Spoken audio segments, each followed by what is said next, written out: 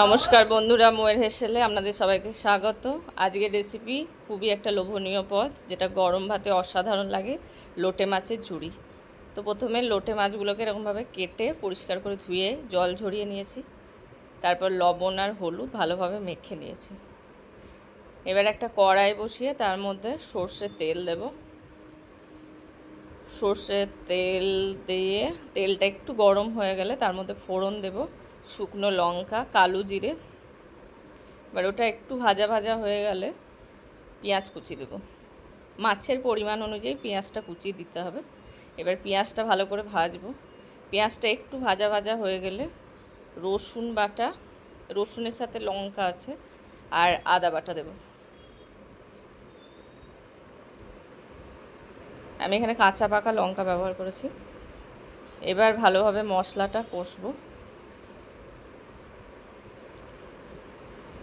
মশলাটা কষা হয়ে গেলে এর মধ্যে হলুদ দেব আর কাশ্মীরি লঙ্কার গুঁড়ো দেব। তারপর আবার ভালো করে কষে নেব, হলুদের গন্ধটা যাতে না থাকে। এবার এর মধ্যে টমেটো কুচি করে দিয়ে দেব। তারপর টমেটোটা দিয়ে আবার ভালো করে নেড়ে নেব। টমেটোটা একটু কষে নেওয়ার পর লবণ দেব, যাতে কাঁচা লঙ্কা কুচি দেবো ঝালের জন্য। লঙ্কা যদিও আমি একবার রসুনের সাথে বেটে দিয়েছি, এটা একটু ঝাল ঝাল ভালো লাগে। অবশ্যই ঝালটা আপনারা যেরকম খান সেরকমভাবে দেবেন। এবার লবণটা দিয়ে দিয়েছি যাতে টমেটোটা তাড়াতাড়ি নরম হয়ে যায়। এবার একটু ঢেকে দেব।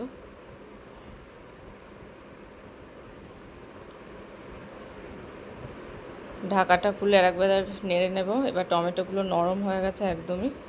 এবার মশলাটা ভালো করে একবার কষিয়ে নেব। টমেটো একদম মেল্ট হয়ে গেছে। এবার মাছগুলো দিয়ে দেব এর মধ্যে। কাঁচা মাছটাই দিয়ে দেব, একদমই এর মধ্যে নাড়বো না, কিচ্ছু করব না। শুধু মাছটাকে এরকমভাবে সাজিয়ে নামিয়ে দেব। তারপর ঢেকে দেব, মাছটাকে সিদ্ধ হতে দেব। খুব নরম মাছ, রান্না করতে বেশি সময় নেয় না একদমই। মাছটা থেকে জল বেরিয়ে গেছে, জল দেওয়া যাবে না রান্নার সময়, একদমই জল বেরিয়ে গেছে। এবার এরকমভাবে কাঁটাগুলোকে বেছে নেবো, যেরকমভাবে আমি করেছি এরকমভাবেই করবেন, তাহলে কাঁটাগুলো বাছা হয়ে যাবে। নইলে এই মাছের কাঁটা এরকমভাবে বাছা খুব মুশকিল। এরকমভাবে কাঁটাগুলোকে বেছে নেবেন।